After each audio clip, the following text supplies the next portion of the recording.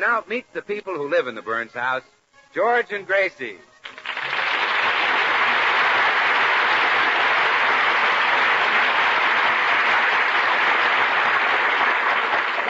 It seems that every housewife has a weakness. Now, some just can't make good biscuits. Others can't iron their husband's shirts properly.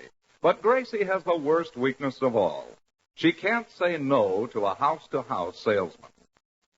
Whatever he has to sell, Gracie will buy it. Now, a typical day after George has gone to the office runs something like this. First comes a magazine salesman. Yes? How do you do, madam? Is your husband a sport lover? Well, yes and no. He's a pretty good sport, but he's not much of a... Madam. I mean, does he hunt and fish? Yeah, oh, yes. Good. I'm selling Field and Stream. Well, we wouldn't have room for a field, but I'll take a stream. Field and Stream is a magazine. Oh, well, I'm sure my husband will like that. I'll take a 20-year subscription. Is that your husband's picture on the piano? Yes, mm-hmm. I suggest you give him a 1-year subscription and renew it if necessary. Next comes a salesman from a nursery. How do you do? I'm selling flowers and shrubbery. Oh, well, I can't be fooled twice. I'll take a 1-year subscription. But, madam, I'm from a nursery. Oh, a nursery. Yes. Well, I'll take 1 baby boy and 1 baby girl. Next comes a man selling insect spray. Yes? Good morning, madam. Do you have Japanese beetles, aphis, termites, or silverfish? Well, no, I don't. I'll take a dozen of each. Yes, anyone who comes to Gracie's door finds a willing buyer. In fact, one day... How do you do? Well, how do you do? I'm making a house-to-house canvas. Well, if it's a nice heavy canvas, I'll buy it. The canvas is for the Gallup pool. All right. I'll take 1 pole for the backyard and 1 for the front. Poor Gracie. She just cannot say no. George has tried his best to correct her weakness. Gracie, I want you to learn how to say no to salesmen. Whatever they say, you answer no. Mm-hmm. All right, then. Let's see you say it. No. Try it again. No. Now, the next time a salesman comes to the door, that's the only word I want you to speak. No. Right.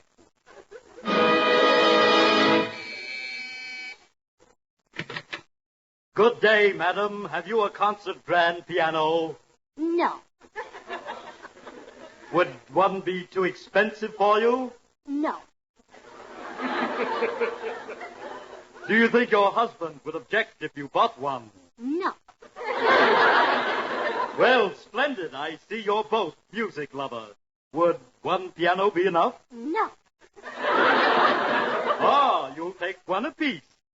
Excellent. Will tomorrow be soon enough for delivery? No. This afternoon, then. Would you like the easy credit terms? No. That'll be COD $4,000. Good day. George managed to cancel the piano order, but as we look in at the Burns home now, we find him lamenting the stockpile of other merchandise which Gracie has accumulated over the years. Look at our spare room. It's over half full of junk you bought. You must have a fortune in these worthless books alone. What are those? Oh, that's a very valuable set. The Life of Madman Munson, 15 volumes. No home should be without that. And here's a book on trigonometry. You don't even know what that means. Oh, I do so. Now take it by syllables. First comes trigger. That's a horse. Then comes nom. That's French for name. And last a tree. You know what that is. So trigonometry is a book about a French horse up a tree.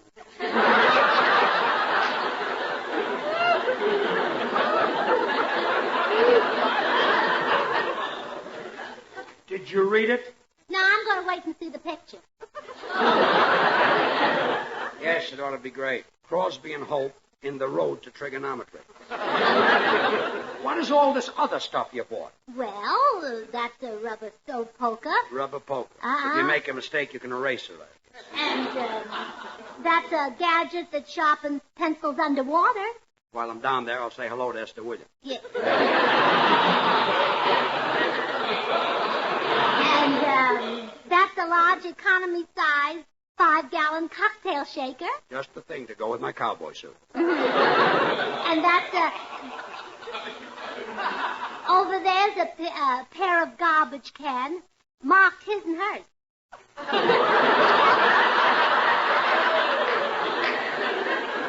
And that's enough. I don't want to hear any more. George, I don't think you're happy with me. Love you, honey, but this buying craze is like a disease with you. It's almost like you've got kleptomania. Yeah, oh, did I buy that too? They'd sell it, you would. Look at this trash. I'm going to call the junk dealer and have him come right away and take it away. Yes, dear.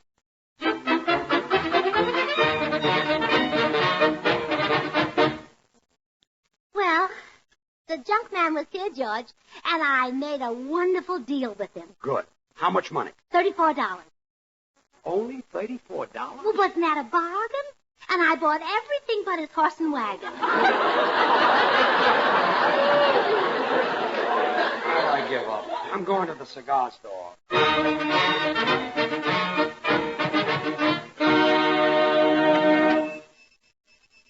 Hello, Pops. Oh, how do, Mr. Brown? Yeah, you're looking worried today. I am, Pops. Gracie buys everything that comes along. Spends money like water. Well, you ought to be glad she can. Look at me.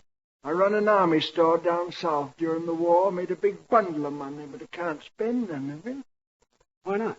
It's Confederate money. Oh, you're in the Confederate Army. Yeah. Which side was you on?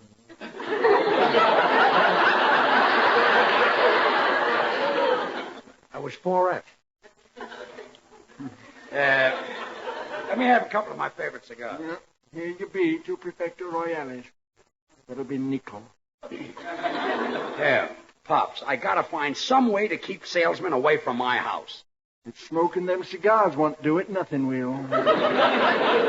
Here, wait a minute. I got an idea. A friend of mine works for the Board of Health. Now, suppose he has a policeman tack a quarantine sign on your door. Hey, a quarantine sign on my door. Yeah, that'll keep them away. Sure. Now, you wait on my customers. I'll go back to the stock room and telephone the Board of Health. Excuse me, won't take long. Those salesmen think we're quarantined.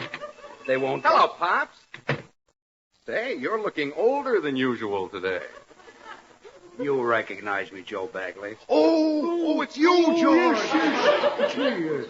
Well, you don't look so good either. You wouldn't either if you were married to Gracie. She can't say no to a salesman. Our spare room is completely filled with junk that she bought. You lucky guy. Lucky. Sure. Our spare room is empty, so what happens? My mother-in-law is coming to visit us. The old moose. Joe. What's the matter? Wouldn't you call your mother-in-law that? Certainly not. The old moose would kill me. Hey, Joe.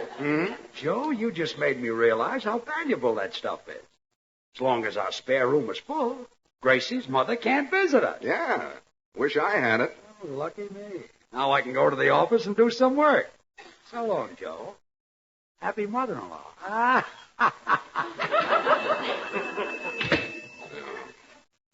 If I could talk Gracie into sending for her mother, she'd empty her spare room, and I could get the stuff to fill mine.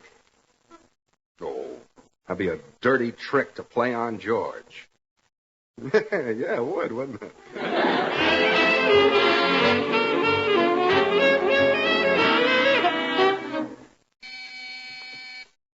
Oh, I hope Gracie goes for this. A sofa cushion with mother on it's a pretty corny thing to be selling. But George said she'd buy anything. Yeah. Oh, hello, Joe. Hello, Gracie. I'm selling... I'll buy it. What are you selling? A sofa cushion with mother on it. Oh, wonderful. I thought Mother was in San Francisco.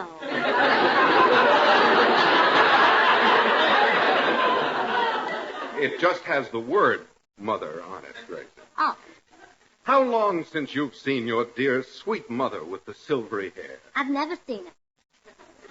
What? Silver is one color. She never dyed it. Oh, but think of her, Gracie. What would it mean to you to see your mother coming up the walk right now? A tiny, frail little wisp of a woman. It would mean she lost about 150 pounds. Your mother pines to see you, Gracie. There's nothing stronger than mother love. Whose hand rocked your cradle through the night? Your mother's. True. And when you cried, it was your mother who looked into your crib and said, "What is it, baby?" Oh, Mama was so good to me. And she longs to comfort you again. She's worried about you. She wonders if her darling child is well. Oh, I've been so thoughtless. She lies awake, tears streaming down her furrowed face. She calls out into the night, "Gracie, my baby, how are you?" I'm all right, Mama. How are you?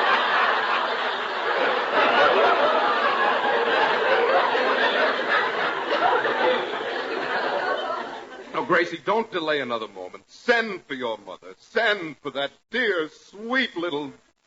What color is her hair now? Strawberry blonde.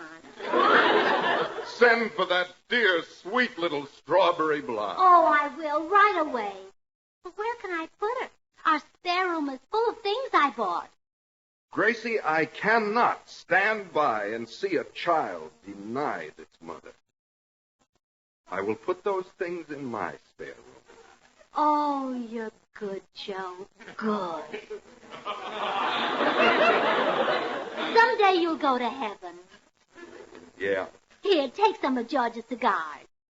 Well, no, thanks. I'm not in that big a hurry to get there.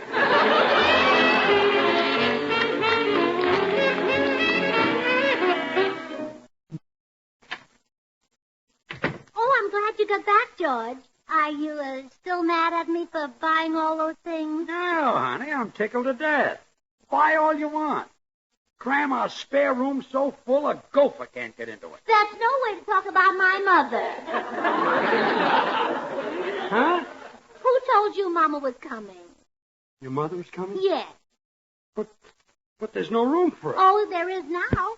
That kind, generous Joe Bagley emptied our spare room and put everything in his. What? Oh, he's such a wonderful man and a model husband. You should take after Joe. Give me a club and I will. Look, honey, call your mother and tell her not to come. But she wants to see me. Like Joe Bagley says. There's nothing stronger than mother love. Whose hand threw rocks at your cradle every night? Your mother's. Gracie. When you were a baby, it was your mother who looked into your crib and said, "What is it?" I'm in plenty of trouble.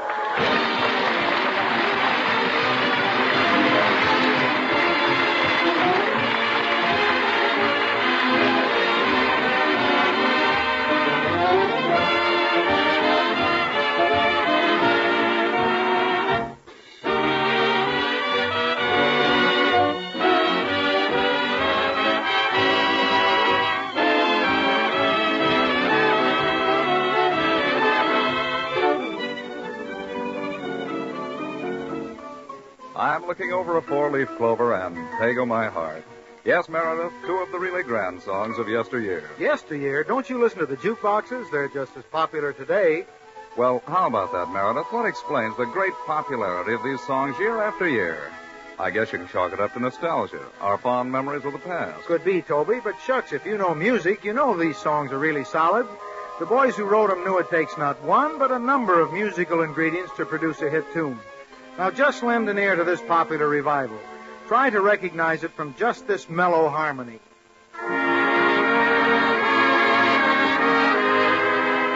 Or now with this rich counter melody added. Ah, lovely music, Meredith, but the full song needs more. Then we'll add the vigorous rhythm. And now we'll blend in the melody and complete this favorite song of 1929. Yes, the beautiful and popular You Were Meant for Me.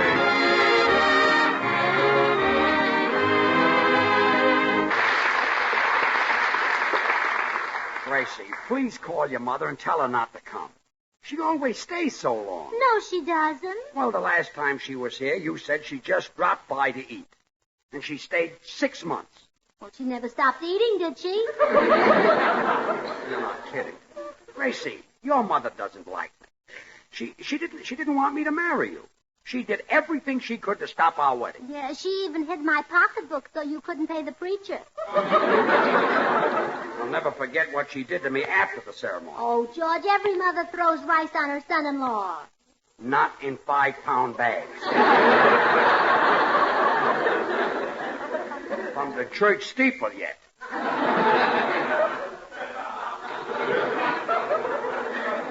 And then she tied my old shoes to the back of the car to be dragged through the streets. But that's the custom after a wedding. I was still wearing them. Oh, Mama was just having fun. You know her Irish sense of humor. Yeah, she's a cute kid. Tell you, Gracie, your mother never did approve of me. She wanted you to marry Joe Muldoon. If she comes here, I'll see who's at the door. Excuse me. Hope it's someone who can help me out of this mess. Hello, all. Meredith, you can be a lifesaver. Very well. What flavor? I love masquerade parties. That's not what I meant. I'll give you $10 if you'll help me keep Gracie's mother away. I'll do it, George. I need the money. I had to pay rather a stiff fine today for playing a flute and a clarinet at the same time. That's a crime? I was also driving a car. Well, here's your $10. Now, you come in and tell Gracie your apartment is being painted, and you'd like to stay in our spare room. She's fond of you, and she'll postpone her mother's visit. Very well. Hello, Gracie. Oh, hello, Meredith. Gracie, may I request your hospitality for a few days? My apartment is being painted. Oh, really? What color? What color? Yes, what color? Well, pardon me a moment. George, you neglected to tell me what color to say. How about green? Goodbye, Meredith. But, George, I'm trying to make the story that we concocted sound convincing. Shall I say blue? Scram. I don't believe I'm familiar with that color. Look, Now, Wilson. look, now, it's no use, boys. I know this whole thing was cooked up by George to keep Mama away. George, you gave away our secret. Out. Out.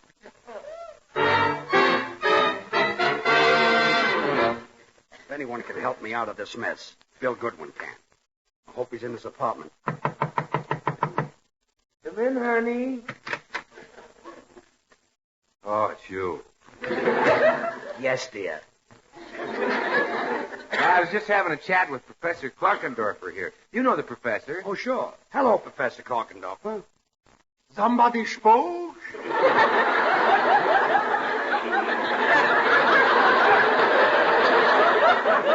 Yes. Remember me? Of course I remember you. I got eyes like a house. How could I forget that long, sunburnt nose? That's my cigar. So? I'm surprised Mr. Goodwin would date a girl what smokes cigars. He's a slob. Look, Bill. Yeah. I need your help. Unless you and I can stop her. Gracie's mother is coming to stay with us. Oh, a battle act, huh? Well, no. It's not that she's such a bad old girl, but she just despises me. Well, what's she got against you? She doesn't like actors. Yeah, but what's she got against you?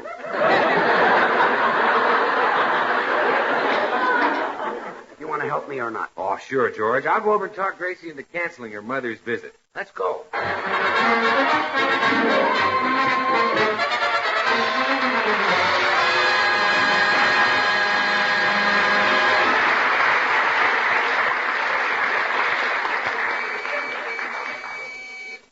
Come in. Gracie, me darling. Oh, so glad to see you. I jumped on an airplane. Oh, that's dangerous. You should ride in. Oh, Gracie, sure you haven't changed a bit. You're still like your little Joe. Oh, yes, he'll be home pretty soon.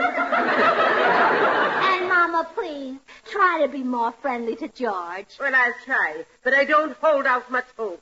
Well, just what is it you don't like about him? I can't begin to tell you. Well, why not? I'm only staying 3 weeks. But I'll say this. I trust no man who doesn't earn his living with his hands. Your husband's in show business, and that makes him a bum. Well, show business had nothing to do with it. Ah, Gracie McCushla, why didn't you marry that fine, honest, hard-working lad, Joe Muldoon? You mean Joe Muldoon with the bald head and the cauliflower ears and the buck teeth and the big fat stomach and the bow legs and flat feet who worked in the livery stable? Yes. Why didn't you marry him? I didn't love him. I don't know why. I just didn't love him. You have to go and marry George Burns. And he's a fine man, too, Mama. They don't make him like George anymore. Saints be praised. Well, where is the little blatherskite? Why isn't he here to greet his loving mother-in-law? Well, he must be around the neighborhood somewhere, Mama. I'll go see if I can find him. Now, you make yourself comfortable in the spare room.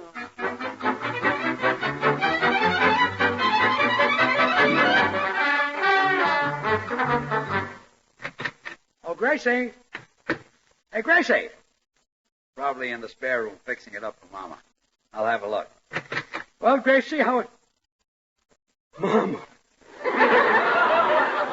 How did you get here so soon? I flew. Oh, I forgot about your broomstick. What was that? Oh, nothing. Glad to see you, Mama. Nice to see you. How are you, Mama? Don't you Mama me. Why aren't you here to greet me? Well, I didn't know Poor that... little Gracie's out looking for you. Looking Where for- have you been? Out loafing, I suppose. Playing pool and gambling. I wasn't Well, don't stand there. Answer the front door. There's no one at the door. I distinctly heard someone rapping. See who it is. Okay. What are you doing here, officer? Packing up this quarantine sign. Get back in that house. Holy smoke. I forgot Pops was going to have that sign put up. Officer, that's just a gag to keep salesmen away. There's nobody sick here. I don't believe it. A man who looks like you has got to be sick. Now get back in that house. But, officer, you see that... Nobody goes in or out of this house for 2 weeks. Oh, no.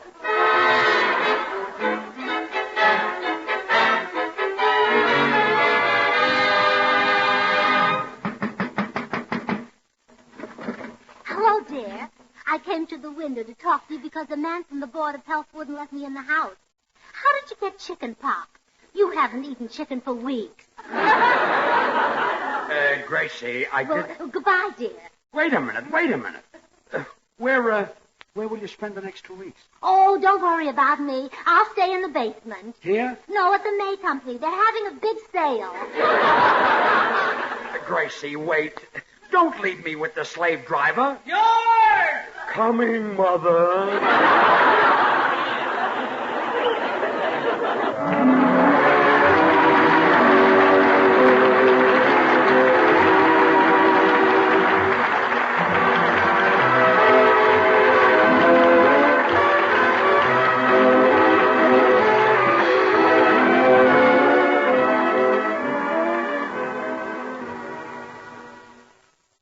For more information on hundreds of cassette products, Something I can do with a nickel. Oh, well, let's go, McCarthy.